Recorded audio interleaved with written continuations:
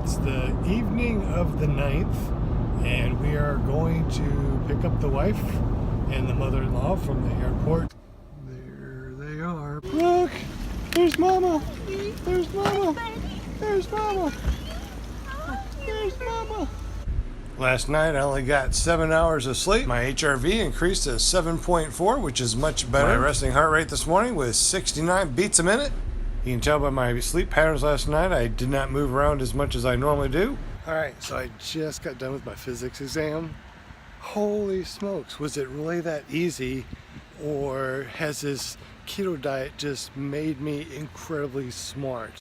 We found a really cool trail, so Buddy's checking it out and make sure it's okay. And now it's time for a fat snack. This is what I'm going to be doing here. I have melted some of this butter. This is that Kerrygold butter that everyone talks about.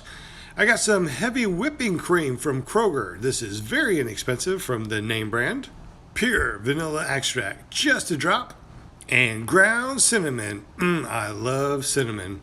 And for a hint of sweetness, Truvia. And there's 3 grams of carbs. On a keto diet, it's good to stay under 20 grams of carbs per day. Buddy, you don't get any of this. Anyways, you put it in a blender and blend it up.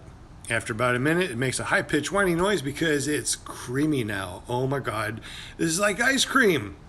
The next time I try this, I'm going to try it with a little bit of cream cheese. That might actually work. Now that is good. That is a great snack. Anyways, thank you for watching. Today's day 10. Lost over 20 pounds since I've been doing this fasting and keto diet. I love it, and we'll see you tomorrow.